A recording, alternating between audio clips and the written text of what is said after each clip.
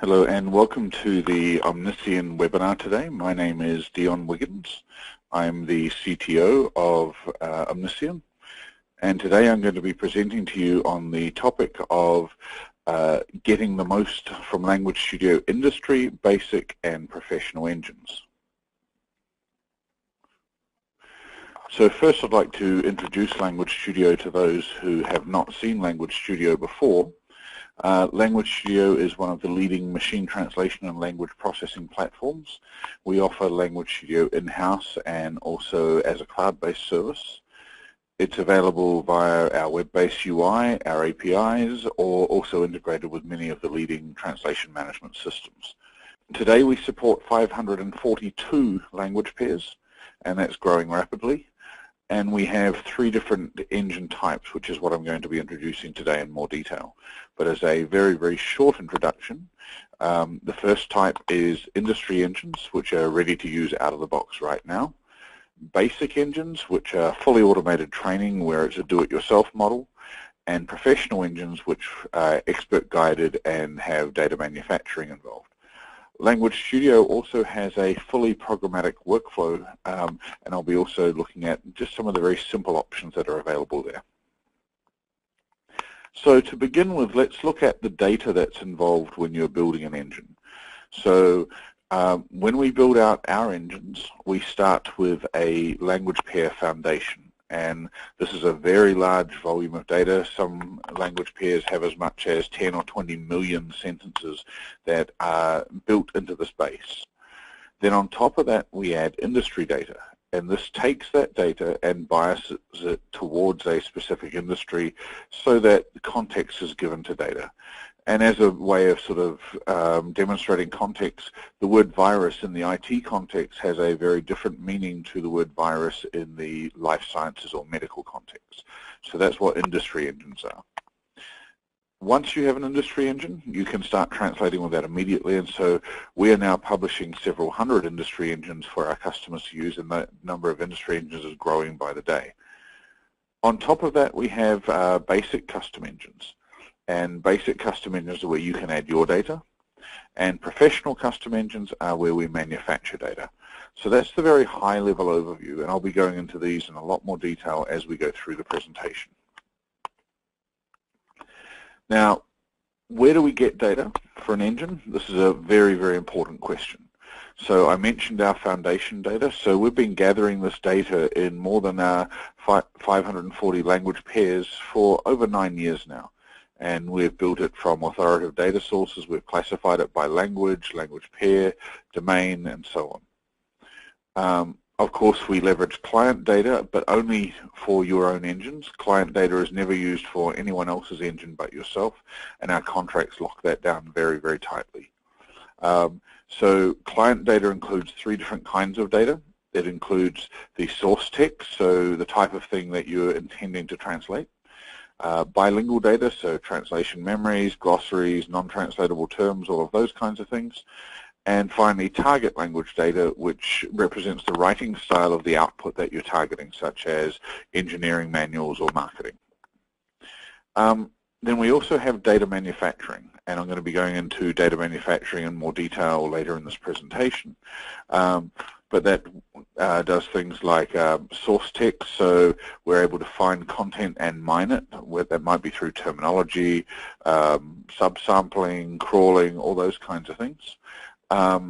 We have terminology extraction, management, and gap analysis. We also generate bilingual data from various sources and tools, including taking, of course, actual 2 sets of documents and matching sentences in them. And finally, our target language text, where we're able to create that data as well. So one of the key things with any engines, and it really comes down to the data. Okay, how clean and how good is your data? So like with any IT system, it's garbage in, garbage out. If you have poor quality data, then you're going to have a very, very poor quality output. So you need to make sure that you feed in the best data possible. So many years ago, we pioneered an approach called Clean Data SMT, and that's been working very, very well for us for many years. And this was at a point in time where the industry was saying more data is better, not clean data. because the good stuff will rise to the top and the bad stuff will fall away. Well, these days people have come around to the concept that you need really high quality data to get high quality results.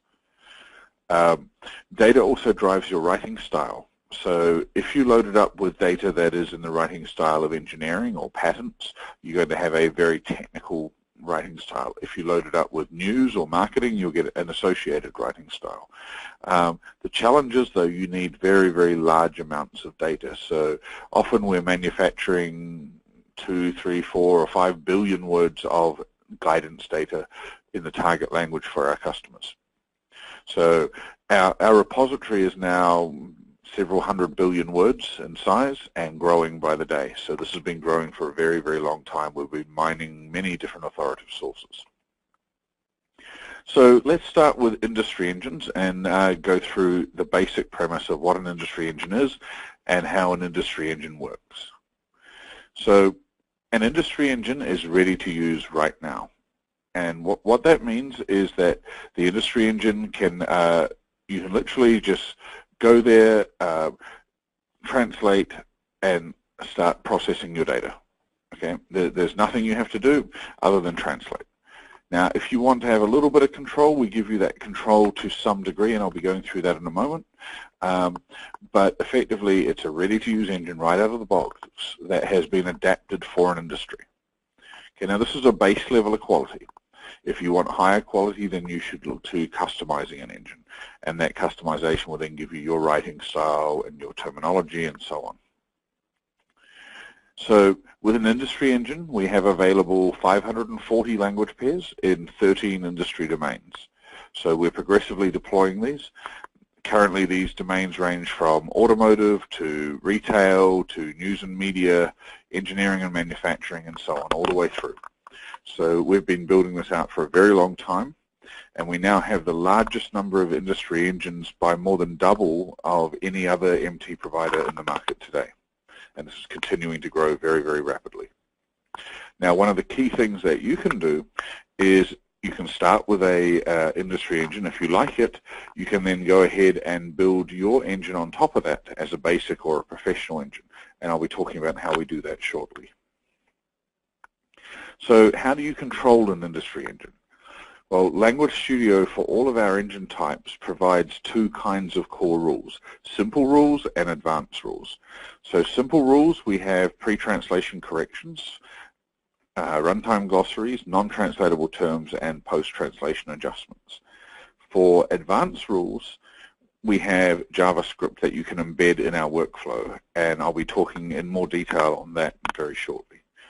So with simple rules, so a pre-translation correction is basically a search and replace list. It can also have regular expressions embedded so that you can fix any bad source content that you're aware of. I'll give you some examples in a moment. Non-translatable terms are very much what they sound like, a list of non-translatable terms, people names, brand names, product names, those kinds of things that you don't want translated. A runtime glossary is a set of bilingual terms, and it will force the engine to use this particular choice of terminology. And then finally, we have a post-translation adjustment, which is after translation, make some changes. So a post-translation adjustment could be built to add, for example, a non-breaking space between numbers and units, or various other minor adjustments like that. So here's some examples of some pre-translation corrections. So correcting where a workflow tool or content management system has broken the content. So we're aware of several that don't allow XML markup, but the content originally had markup such as supertext, so the trademark gets broken. So we're able to repair that at runtime. Sometimes content doesn't have the right spacing, and you can add that spacing back in automatically. Or you might want to translate better, so the engine might not translate well with the abbreviation W/, so you can change it to with. Or you know the context of Q1 better, so you can change it to question1 instead of quarter1. The last two are interesting. You have the long dash, and in another language, long dash may not be common, so you can replace it with a colon. But we've also added some directives here called walls, and walls stop content from moving around. So this wall is going to stay in the exact same place that it was, keeping the colon right lock between it. And the last one was from one of our customers who their source content was very bad, and even to the point where they had an inch symbol where it should have been, a foot symbol where it should have been an inch symbol. So we were able to correct this so that it always translated as number inch. So, but it only translated that way when it had a HD, DISP, SAS, or SATA text following it. And what that allowed it to do was correct the poor input content so that you got a better translation. Non-translatables, I think, speak for themselves, just a simple list. So very easy to see and work out what's going on. And a runtime glossary is addressing, different ways of expressing terminology, such as in the English you had Portugal - Portuguese, and in the target language they wanted it in brackets. And various other ways to add terminology in. Then finally you have a post-translation adjustment, and the post-translation adjustment is normalizing content that may have been different from the original. So we had one customer that had 4 or 5 different ways of writing two-port, like a two-port switch in English, and of course that transferred into the target. So we're able to do things like normalize that, adjust capitalization, and so on. Now, why do you want pre- and post-processing control? Well, it helps you with enforcing word order, enforcing splits for things like dramatic pauses, things like that. We can do extra things like named entity processing, and many other factors come into play. Now, when we get to advanced rules, we can start to do a whole lot more things. So the processing that we have is broken into 3 stages. So pre-translation, and basically with pre-translation you're preparing your source to translate better. So it could be number conversions, various other things, data lookups. We have one customer who's going out in real time and getting a live exchange rate when the currency in the text is not in euros and converting it to euro. During the translate stage, obviously there's translation. We can detect unknown words as part of that, and then we can call out to Google or Bing or any other translation system to say, hey, what do you think this word might be? Now that sounds a little strange when we're an MT provider, but there is no MT provider or MT system or human for that matter that knows every single word in the world. So this is a nice little bridge to fill some of those gaps. In post-translation, we can manage confidence scores, normalize, capitalize, adjust formats, all those kinds of things.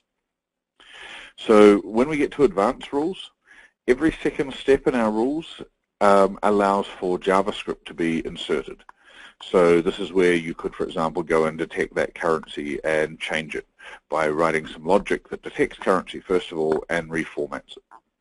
So having the power of JavaScript means you have absolute control over the entire translation process. In the middle stage, you have the translate, which manages the unknown words as well. And then in the last stage, you have the ability through your different steps to adjust spacing and many other factors. So this can become a very, very powerful system for doing all sorts of things. And you can handle different file formats, generate additional metadata, all sorts of things can go in there. Now, this is how important it can be. So these are real examples that we've had from customers where we're addressing things like user-generated content. So it could be bad spelling, bad grammar. We can introduce some algorithms in there that adjust things. But one of the simplest things is missing punctuations. So we stayed at the Hilton missing a period. The food was great. So we can detect these kinds of things with a series of rules and reinsert the periods so that the engine translates better. We can also deal with things like repeat data. So at the bottom we have an example of it was so good. So we can say when we see that word and it has more than 2 or 1 O, convert it to so very good or so truly good or whatever you wish it to be. Also we have things like smileys and other emojis that are embedded. Now, of course, if you have a colon bracket, that might be interpreted as text as opposed to an emotion. So again, the rules can work this out, handle it, and make sure it's retained, removed, or managed any way you wish it to be managed. The other way you can do things is you can manage things like place names, people names, bar names, all those kinds of things. These can be automatically detected and locked so that they are not translated. So in many normal situations, you might translate the word blues and the word bar, but in this particular context, you do not want to translate that. So that can be managed. Okay. You can also manage things like dates. You can normalize them into standard formats and really clean things up so that you get a very, very good translation. Now, one of the really interesting things is managing metrics.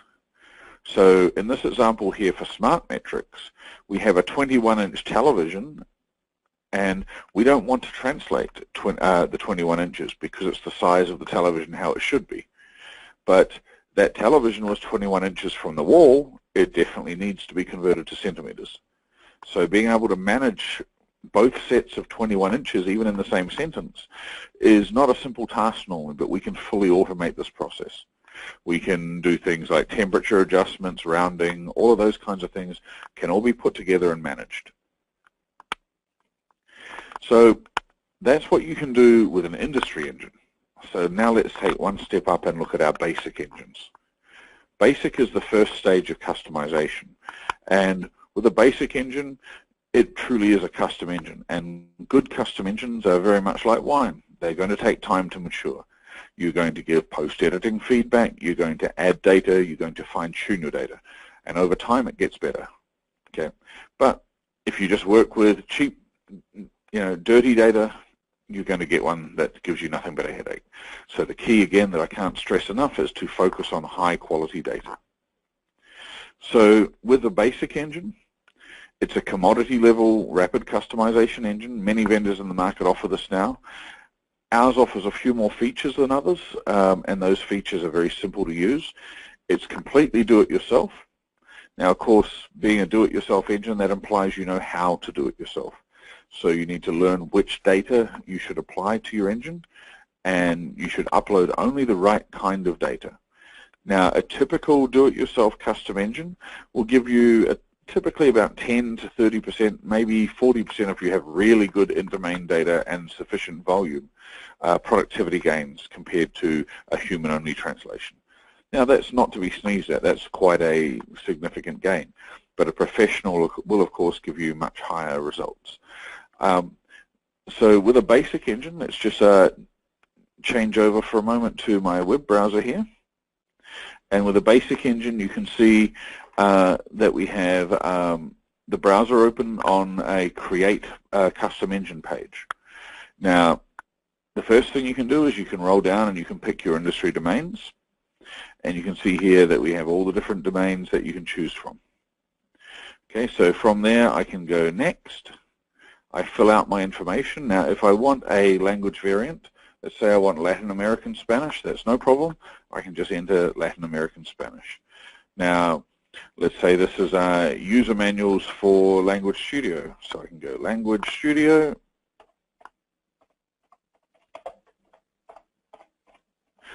And I can, and then I can say user manuals. Sorry, I'm typing with one hand here.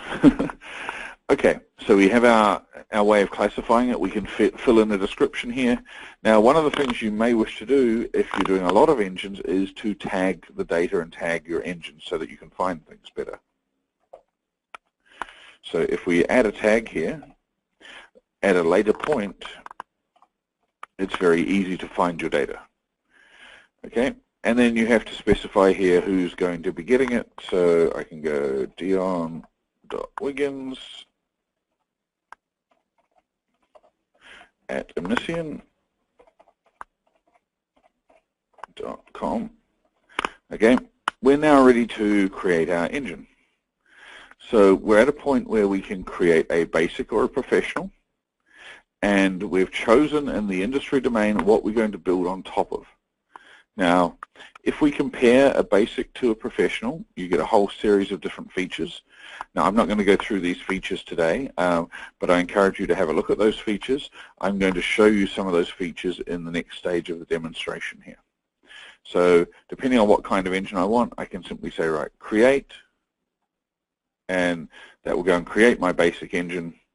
Takes just a few moments, and then we're ready to start processing and adding our data.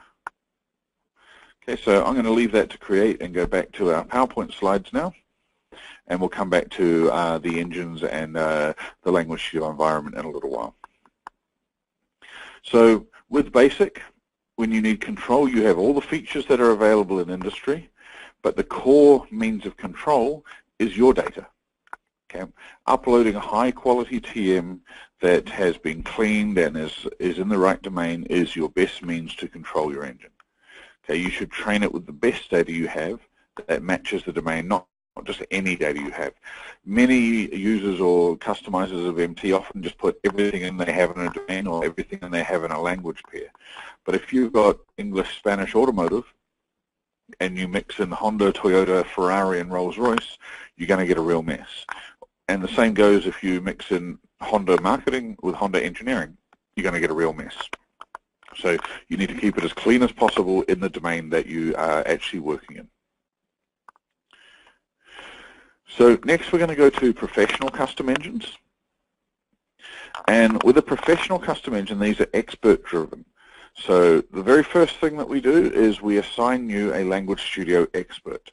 Now, this is a person that's worked with Language Studio for a long time in our office, knows and understands all the processes, and understands when they should add data, what specific tests need to be done, what data needs to be developed, and they document that as part of what we call a quality improvement plan.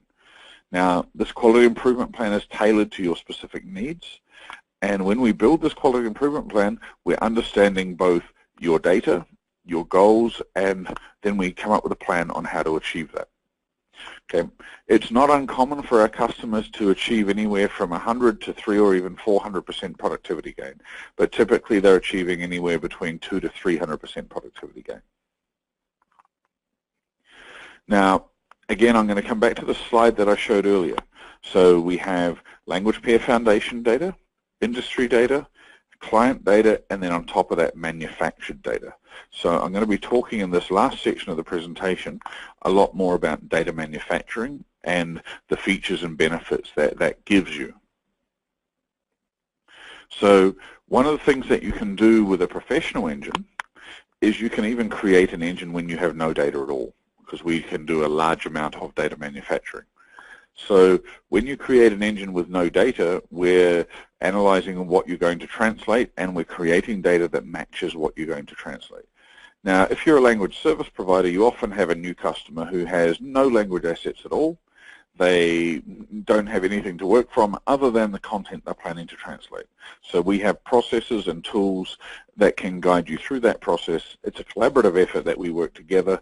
We do about 95% of the effort, and we pass about 5% back to you to do things like finalizing what term that you prefer to be used for different translations and so on. So I'm going to start talking a lot more now about the data itself and the data manufacturing and how we build these data assets. So data manufacturing is the creation of data for style, grammar, and vocabulary choice. We have two key kinds first. We have bilingual data. So if you're able to provide us data that we can align, so the customer may not have data and translation memories, we're able to analyze that data in a variety of formats and extract bilingual sentences from two completely different documents. So for example, recently we just analyzed some movie scripts in one language and the translation of those movie scripts in another, and we were able to join them together and create translation memories. The next thing we do is term generation. So with term generation, what we can do is we can analyze your content and actually create terminology. So we look at the content that you're planning to translate, and we define terminology out of that directly. We do data manufacturing for language model. Now, language model is target language, and the target language guides your writing style. So if we change our language model data from, for example, Harry Potter and children's books to The Economist, you're going to get a different writing style. And I'll show you an example of that in a little while. In order to do that, we can do things like crawling. So we can go out and we can download entire bodies of content that are in a similar or same writing style. And we can do data mining. Now, we have a data repository with billions of words in each language, and we're able to mine that for sentences that are very similar to create writing style data. Then we go to terminology, and terminology is key. This is the most important thing in many cases, is getting your terminology right. So we're able to, first of all, analyze the content that you're planning to translate, and we're able to say, right, this content has these terms in it. We're able to then analyze any of the language assets we have and also any language assets that you provide and say, these are the terms that are known, or these are the terms that are unknown. From the known terms, we're able to do what's called term variance. And term variance is very important. So we may look at a term and say, you know what, I've got this term, but it's got so many translations, I'm not sure which one to pick. Is it database, relational database, RDBMS? Is it any one of the above? There could be 6 or 7 variants in some cases. So this gives you a chance to normalize that terminology. Term confidence analysis allows us to say, well, we know this term, but we've only really got 1 or 2 examples of it. We're not really sure it's a good translation. So this gives you a chance to validate this is a good translation or it's not, and adjust it. And then for the terms that are really unknown, we have a tool that does absolute magic. It will generate 3 or more possible translations for those terms using a variety of tools and determine what it believes is the best translation. It will then make that recommendation, but you can override that. So the tool that we've created, if you compare that to a normal human that generates terminology, a human would typically do 20 to 30 terms an hour. The average turnaround and volume for terms using our tools is 160 terms an hour, so it's quite significant. Okay, so that's where we do data manufacturing. Now the results, this is what is really important. So in this example, I'm showing stylistic control based on doing a large amount of data manufacturing to manage style. And so here you'll see a Spanish input, and we ran it through 2 different engines that had been managed for style. The first engine was designed for business content, and the second one was for children's books. And you can see that while the Spanish sentence coming in was the same, the English sentence coming out the other side was very, very different. So you can see one is very technical and suitable for a business reader. The other is less technical, less sophisticated. The vocabulary is more simple, and it's designed for a child of maybe 10 or 12 years old.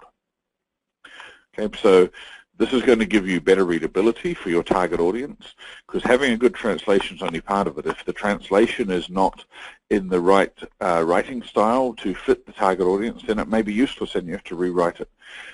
It gives you fewer edits. Of course, your editors become happy, but it gives you much higher productivity and thus greater margins. Now, if you're looking at style, there's a whole raft of different styles that you can do. These are just some suggestions. You can do any writing style that you wish, right down to having the same technical writing style but slight differences between a vendor like Honda or Toyota. Okay, so you can see here there's a large amount.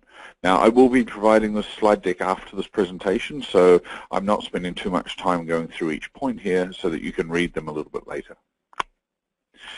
Now, once we have our terms managed, you start to see a lot better terminology consistency. So in this case, this was automotive content from a real customer going English into Spanish, and you can see that the Language Studio translation was much, much more consistent in its use of terminology. Now, when we customize, I mentioned Honda and Toyota as examples earlier, so getting this down to the right level of granularity is important. The more granular you go, the higher the productivity, the higher the translation accuracy. So this is where you can get in the 100, 150, 300% range with relative ease, is if you focus it down. Now that means it can only be used for a specific purpose, but that's one of the trade-offs of having a high quality engine, is providing it with the context that you need. Now, just before we wrap up, I just want to go through one of the key things that you should be doing for workflow when you're using machine translation. And this applies to any particular machine translation tool. It doesn't matter what you're using. So if you have a normal TEP workflow, you need to make a couple of changes to make this work better.